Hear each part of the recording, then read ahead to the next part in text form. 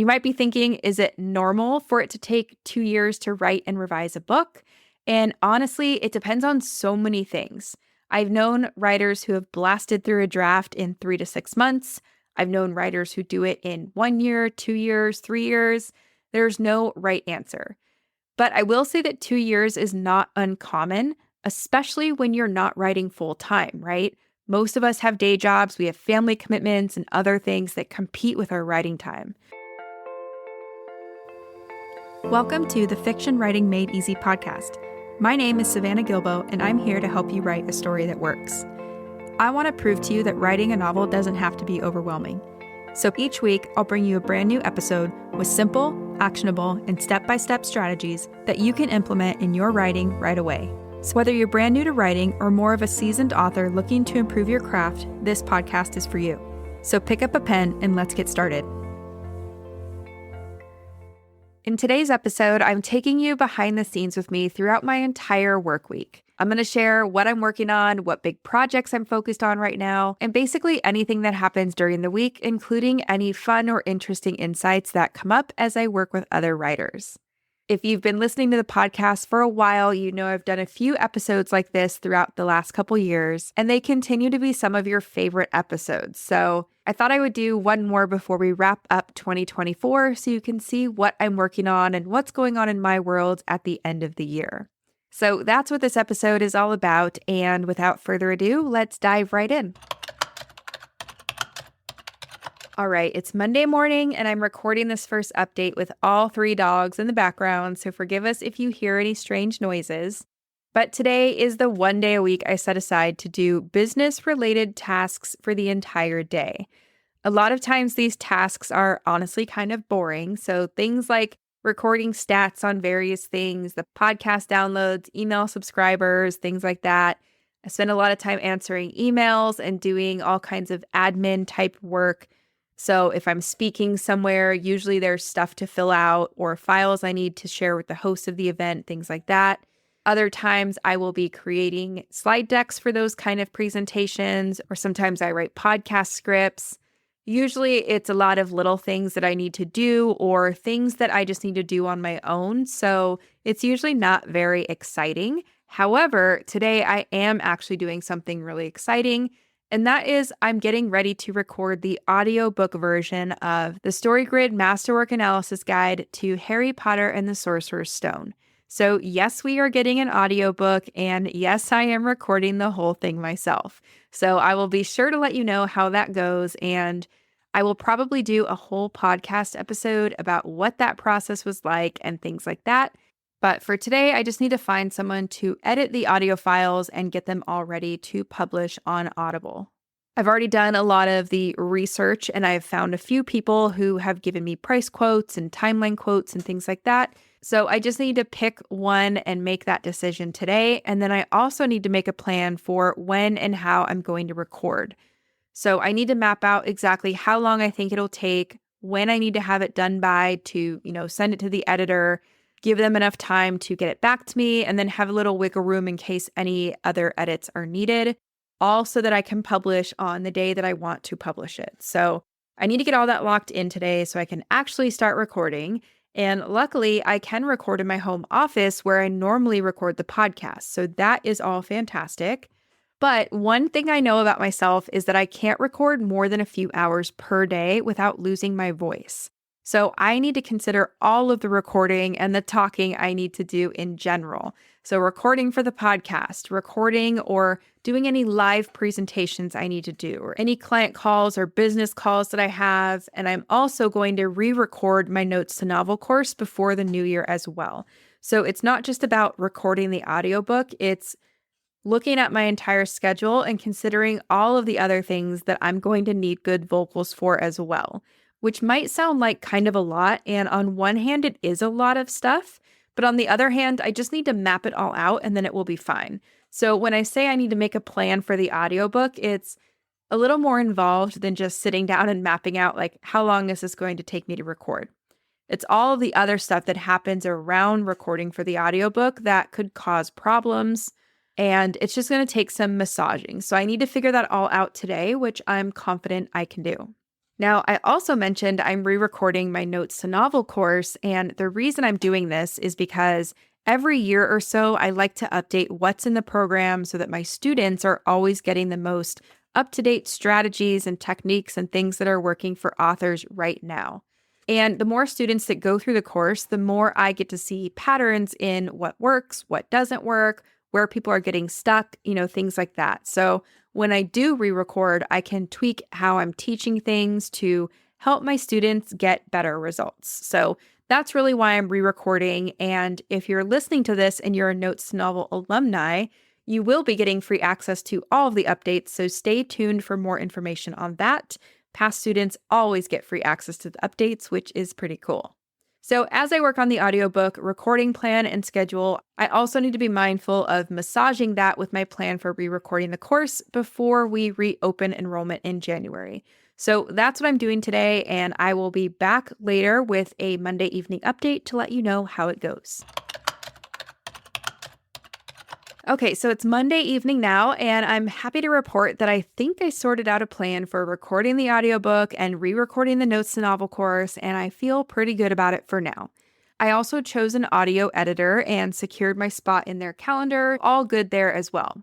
And like I said earlier, I'm going to keep track of the process and do a full episode on what it was like to record the audiobook, where I had struggles, what worked well, what I wish I did different, things like that, so that I can share them with you. And if you are ever going to record an audiobook someday, then hopefully you can learn from my experience and whatever mistakes I made, because I'm sure there will be some. I've never recorded an audiobook before, so I'm pretty excited to see how it goes. I'm sure it's going to be kind of a fun challenge. So all of that's great. I did the things I wanted to do. Now, the other thing I did today is I sent out a survey to all of my newsletter subscribers so that I could get a better sense of what they need and want help with, what kind of podcast episodes they want to hear in 2025, and things like that.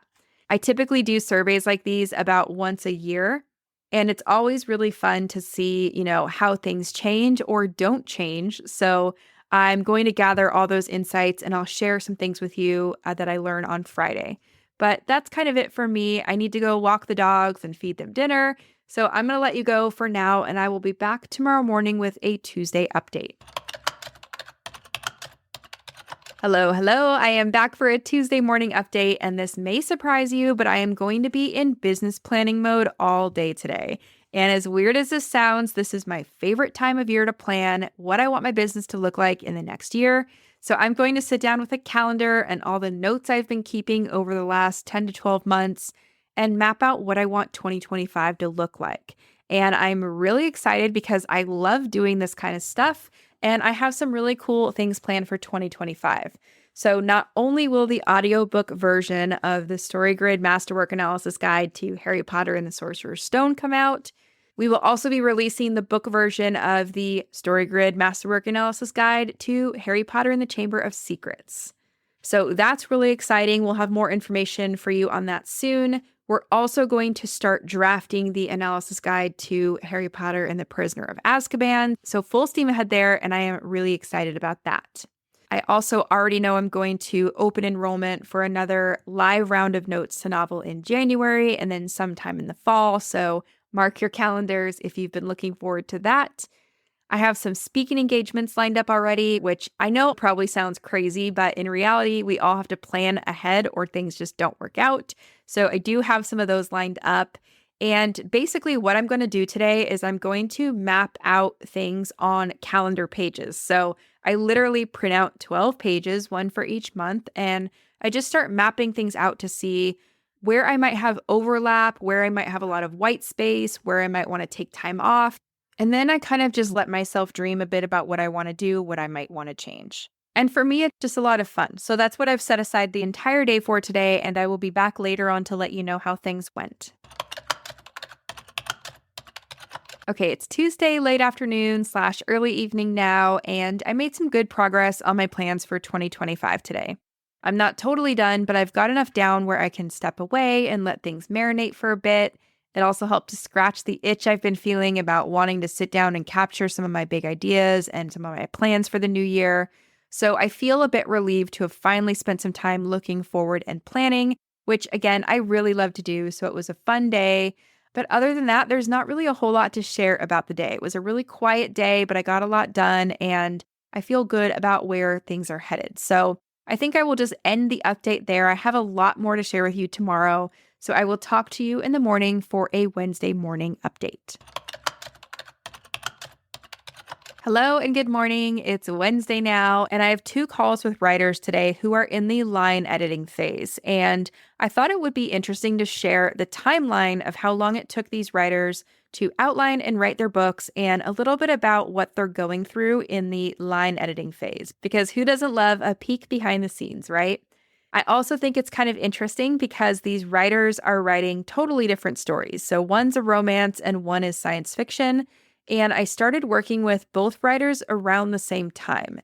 I actually think it was in the exact same week. And now they're both in the line editing phase at the same time.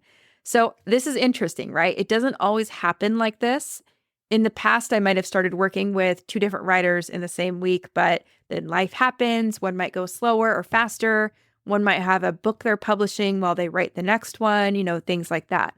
So it's been kind of fun for me to see both of these writers track with each other as they went through the whole process. So I just want to run through a quick timeline of what each of their journeys looked like and give you kind of a realistic look behind the scenes of how long things take. So the first writer who is writing science fiction, she and I started working together at the end of July or in the beginning of early August 2022. And when I met her, she had a finished draft, and I did a developmental edit for her before we engaged in the one-on-one coaching. And she was able to use a lot of that initial draft as the baseline for what we worked on together.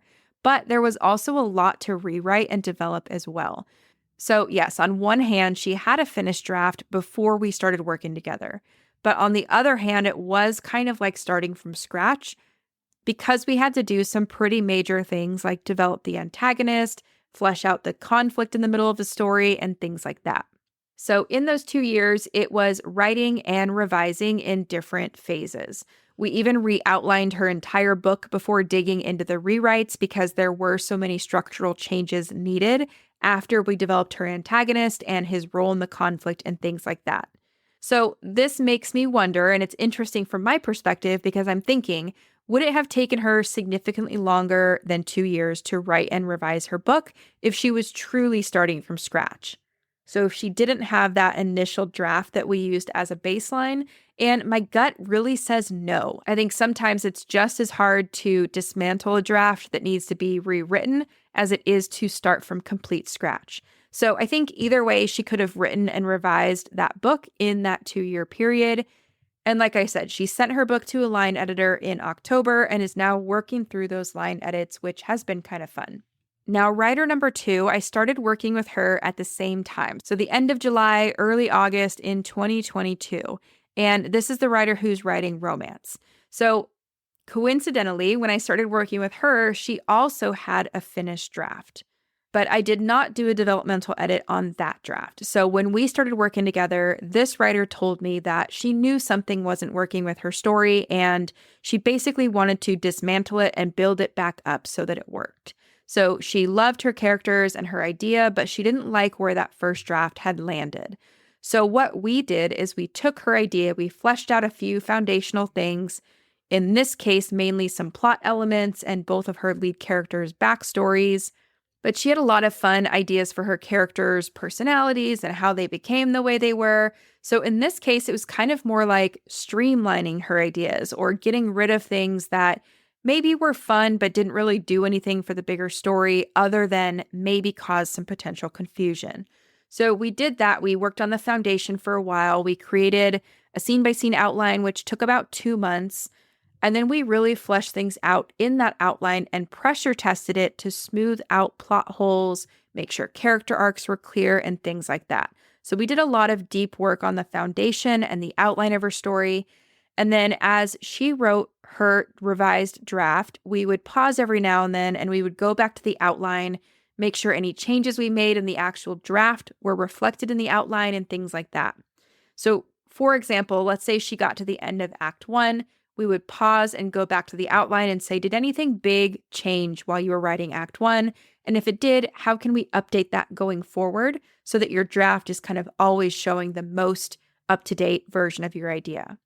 So overall, for this writer, she just sent her draft to the line editor in October as well, and she's also working through line edits. So what's really cool for me to see, not only is it just fun, to see these two writers' different timelines that coincidentally unfolded in the same way at the same time, it's fun to see the line edit notes they got back because they both did so much hard, deep work on making sure the foundational elements of their story worked, making sure their outlines were as tight and fleshed out as they possibly could be.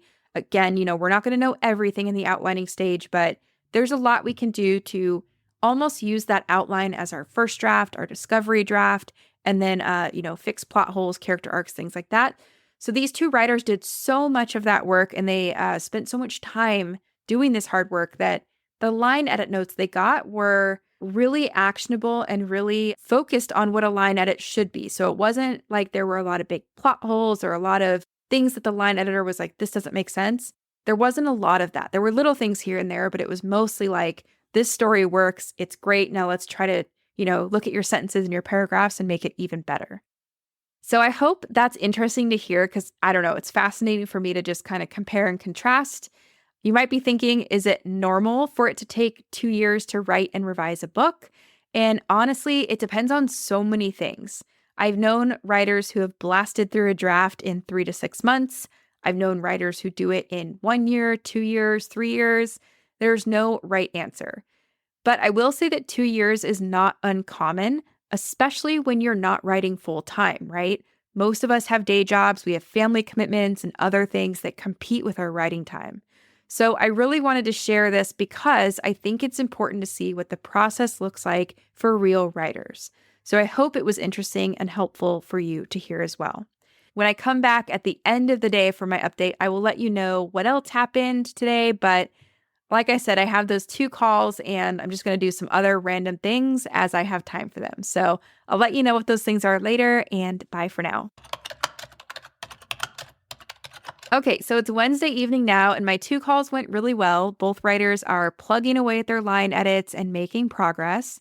They are also working on lining up cover designers and making some decisions about how to actually produce their books and things like that. So all good there. Very happy to see their progress. Other than that, I did some editing for the StoryGrid Masterwork Analysis Guide of Harry Potter and the Chamber of Secrets. So for this one, Abigail is doing the writing and I am doing the editing, which is a reverse of what we did for the first Harry Potter book analysis. And it's kind of fun being on the other side of the equation this time.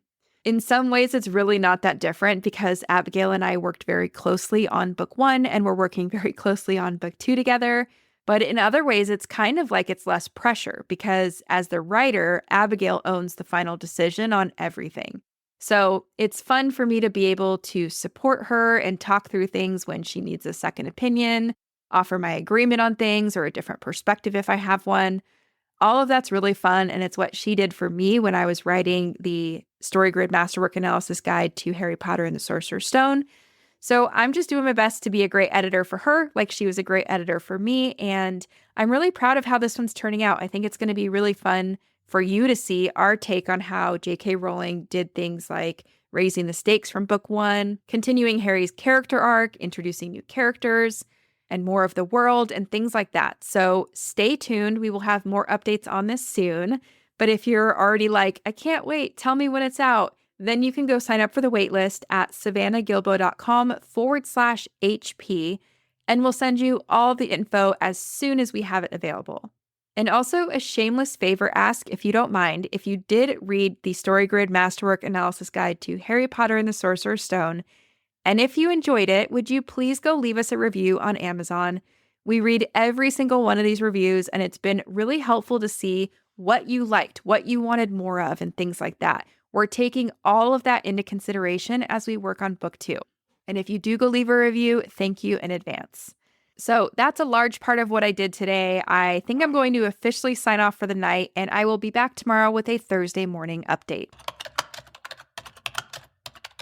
Good morning. It's Thursday and it's Halloween today. So I am recording this update on Halloween.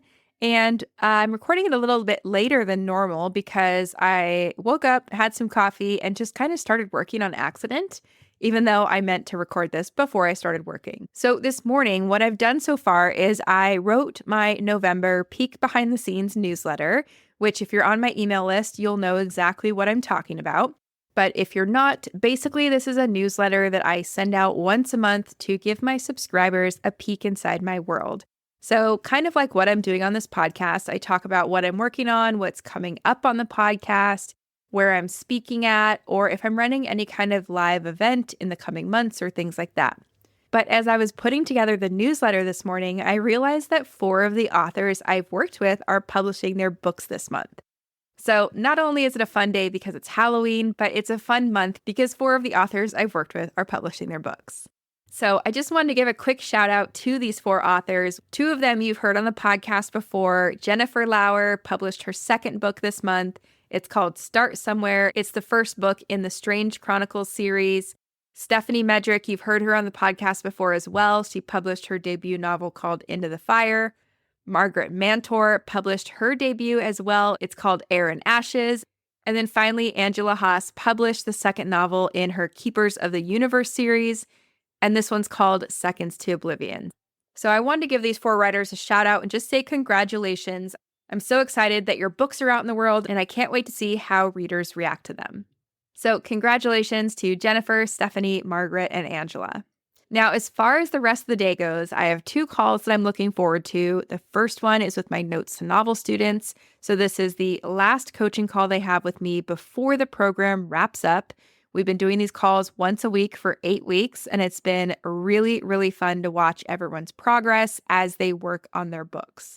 And then I have a call with the writers in my membership. So we're doing an office hours call, which we do twice a month.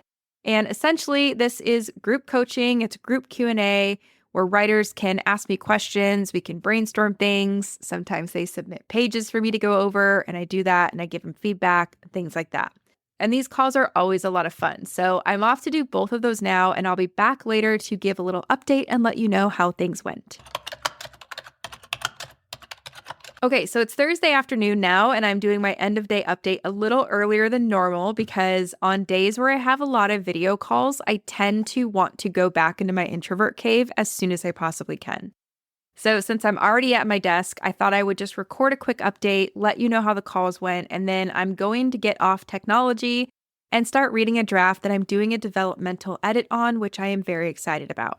So as I mentioned earlier, today was the last group coaching call in my Notes to Novel course. We've spent 8 weeks together, and it's been really fun to see everyone take their ideas, turn them into outlines, and then actually start writing. I love seeing stories develop so much, and I love seeing writers' confidence build week after week. And I like seeing people make connections in the group and things like that. It just lights me up, and I love it so much. So we had our last call today, and on one hand, it's always sad and bittersweet to wrap things up, but at the same time, it's a great thing to kind of take the training wheels off and have everyone go off on their own to write their books. The goal is always that my Notes to Novel students leave the course with everything they need to write a really solid first draft, and they've spent the last 8 weeks building out the foundation of their stories. So plot, character, key genre elements, things like that. And then they've taken all that foundational work and they've turned it into a working outline. And then they pressure tested that outline to catch any obvious plot holes or inconsistencies in character or whatever it might be. And if they do the work that's recommended in the course, they walk away with that. So a working outline that's pressure tested and a log line and a synopsis that are kind of those high-level summaries of their stories. So we spend a lot of time looking at these things together. In the first few weeks, we work on the log line and the synopsis to really get that big picture story down, especially as they develop those foundational elements like plot and character and things like that. And then they take that and turn it into a scene-by-scene outline, and we work on that together as well. So it's been a lot of fun to see. I never get tired of watching stories develop or writers grow in confidence. And so, yes, on one hand, it's bittersweet. It's our last group coaching call, but I'm happy to see them also graduate the program and go off and write their stories as well. So in the last call we had today, we talked a lot about what to do if you get stuck. We talked about how most of the writers I've worked with tend to feel negative emotions or they straight up dislike their stories at certain points in the process. So usually this happens when they finish outlining or writing one of the acts in their story, so like act 1 or something. Other times it happens when they finish an entire outline or when they finish an entire draft. So usually it's like at the end of a section, at the end of a draft. These are all common places I see writers fall into that self-doubt, that imposter syndrome, that perfectionism, things like that. And I just reminded everyone in the call today that if this happens, it's totally normal and to just keep moving forward. So if you're listening and you happen to be in that kind of rut right now, then hopefully that was just the message you needed to hear today. But yeah, a big congratulations to all of my Notes to Novel seasoned students. You made it to the finish line, and I could not be more proud of all the progress you've made over the last 8 weeks. So very excited for you, and I hope that in a future one of these Week in the Life episodes, I can be talking about how your book came out. I would just love that so much. Now, the other call I had today, this was the writers in my Story Lab membership. So these are all writers who have gone through the Notes Novel course and who want ongoing support and feedback from me. So today we had a group coaching / Q&A call, and we actually did a lot of outline workshopping. So a few writers submitted sections of their outlines, either parts they were stuck on or full sections like Act 1 or Act 2, things like that. And then I put them on screen and I walk everyone through my thoughts and or how I would tweak certain things and why. So that was really fun, and it's always helpful for everyone to see not only how people are approaching their outlines or thinking about their stories, but also how I would approach things or tweak things as a developmental editor. So that's what I had today. I had 2 big calls with 2 different groups of writers. I had a lot of little things to catch up on as well, like writing that monthly newsletter, doing a lot of little tasks involved with the podcast, but nothing exciting. And of course, answering emails and going through the inbox, which unfortunately is a little backed up at the moment. And like I said earlier, I'm signing off computer-related stuff a bit earlier than normal today because all my introvert heart wants to do is just sit on the couch with my dogs and read. So that's what I'll be doing. And luckily, I get to do that for a living. So I'll be reading a draft that I'm doing a developmental edit on, and I'm super excited to dig into that. So that's my Thursday update. I will be back with another update tomorrow, so I will talk to you then. Hello. Happy Friday. I have what I think is a fun update for you today. So I mentioned on Monday that I surveyed my email newsletter subscribers to get a sense of where people are at in the writing, editing, and publishing process, to see what kinds of books people are writing, to hear what topics people want me to cover on the podcast, and things like that. And I wanted to share some of the results with you because I think they're really interesting. And also because I want to show you what I do with this information. So after going through all the information, all the results, I learned a few key things. And one of them was that 50% of the people who were polled identified as beginners, while 45% identify as intermediate writers, and only about 5% identify as experts, which all of this makes total sense to me and is very in line with previous polls that I've done. The second thing I learned is that out of everyone polled, 85% of people have either started writing a novel and are somewhere in the middle of their draft, or they know they want to write a novel, but they haven't officially started writing yet. And this number makes sense to me too, but I thought you might like to hear that you're in good company if you're also working on your first book or looking forward to starting your first book. Now, I also asked what's the hardest part about writing a book so far, and 20% of people said it's developing the pieces of their idea into something that can support a full-length novel, and 30% said it's just getting to the end of their draft. So this information is gold to me because it helps me prioritize what kind of episodes I create in 2025, what kind of resources to create based on what you need, and things like that. I also learned that 30% of listeners are writing fantasy, while 20% are writing romance. And then the next biggest chunk, there was a tie between mystery, crime, thrillers, and sci-fi. So I just think this is so cool, and it helps me prioritize what kind of, guest experts I'll bring on the podcast, what kind of books and movies to do deep dives into, and things like that. And speaking of types of episodes, I thought it was really interesting that out of those polled, most people said they really like the solo episodes where it's just me talking. But there was definitely an ask for more of the first chapter episodes. So Abigail and I are going to bring those back in 2025. And to be honest, These episodes kind of just fell off our radar on accident because we've been working so hard on the StoryGrid Masterwork Analysis Guide to Harry Potter and the Sorcerer's Stone, which we published earlier this year, and then the Analysis Guide to Harry Potter and the Chamber of Secrets, which will be coming out early 2025. So they really just fell off our radar on accident, and we actually love doing those episodes. So knowing that people enjoy them as much as we love doing them, that helps us prioritize them again and get them back into our workflow. So I just really thought this survey was fascinating. There was a lot that hasn't changed from previous year's surveys, but there was a lot that was different and interesting as well. I really liked reading all the responses and the kind words people sent in. I read through every single response, and I'm so thankful to all of those who took the time to participate in the survey and share their thoughts. So if that was you, thank you so much. I really do appreciate it. Now, what am I doing the rest of the day? Well, I have a few things on my list. So one is that I'm going to do some more editing on Abigail's draft of the StoryGrid Masterwork Analysis Guide to Harry Potter and the Chamber of Secrets. And then I'm going to finish reading the draft that I'm doing a developmental edit on that I started earlier in the week. So I can't remember if that was yesterday or Wednesday, but I need to finish reading that. So it's a pretty fun Friday if you ask me, and I will come back later to share a quick Friday evening update. So I will talk to you then to let you know how it all went. Okay, it's Friday afternoon, and I don't have much else to report other than that I didn't get to do any of the edits on Abigail's draft for the StoryGrid Masterwork Analysis Guide to Harry Potter and the Chamber of Secrets, mostly because I just ran out of steam. And that happens sometimes, right? Luckily, Abigail is not necessarily waiting on my feedback, so I can get to that this weekend or early next week, depending on how things go. But other than that, I am very ready for the weekend, and I have no big plans this weekend. I mostly just want to relax and spend some time at home, maybe finish one of the books I'm currently reading, and basically just keep things really, really mellow. I need a relaxing weekend, so I'm looking forward to that.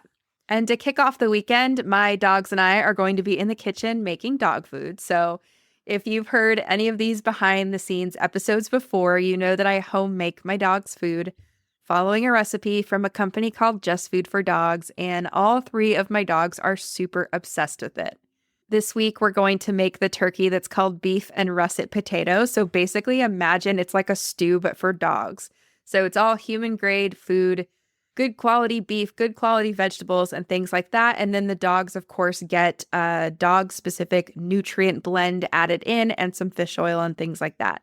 So we want to make sure they get all their vitamins and minerals. So yeah, my dogs really love it. No matter which flavor I make, it's really not that hard to cook. It takes me about 30 minutes to make their food for the whole week. And it's really funny because every time I mention making food for my dogs, I get so many messages asking for more information, which I love. I love that so many of you want to make your pets food as well.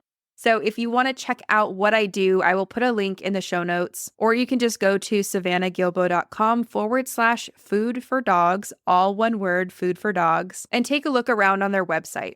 You can buy pre-made frozen food, or you can do what I do, which is get the DIY recipe, the fish oil, and the nutrient blend, and then make your own dog food at home. So you'll need to buy groceries and have a way to cook it, but it's not as hard as it seems. So one more time, if you're interested, you can go to savannahgilbo.com/food for dogs, all one word, or click the link in the show notes to browse around and learn more about feeding your pet fresh, delicious food. They do also have food for cats, so cat lovers are welcome to check it out as well. So anyway, that's what I'll be doing tonight to kick off my relaxing weekend, and that is the end of this Week in the Life episode. I hope you enjoyed coming along for the ride this week. I know I had fun pulling back the curtain and giving you a peek behind the scenes. I got to share a lot that I don't typically talk about on the podcast because I'm usually talking about more craft-specific things like how to write, edit, and publish a book. And yeah, it was just so fun to share some of the things I don't get to talk about much, so I hope you enjoyed this episode as well. So that's it for today's episode. As always, thank you so much for tuning in and for showing your support. If you want to check out any of the links I mentioned in this episode, you can find them in the show notes listed in the description of each episode inside your podcast player or at savannahgilbo.com/podcast. If you're an Apple user, I'd really appreciate it if you took a few seconds to leave a rating and a review. Your ratings and reviews tell Apple that this is a podcast that's worth listening to. And in turn, your reviews will help this podcast get in front of more fiction writers just like you. And while you're there, go ahead and hit that follow button because there's going to be another brand new episode next week full of actionable tips, tools, and strategies to help you become a better writer. So I'll see you next week, and until then, happy writing.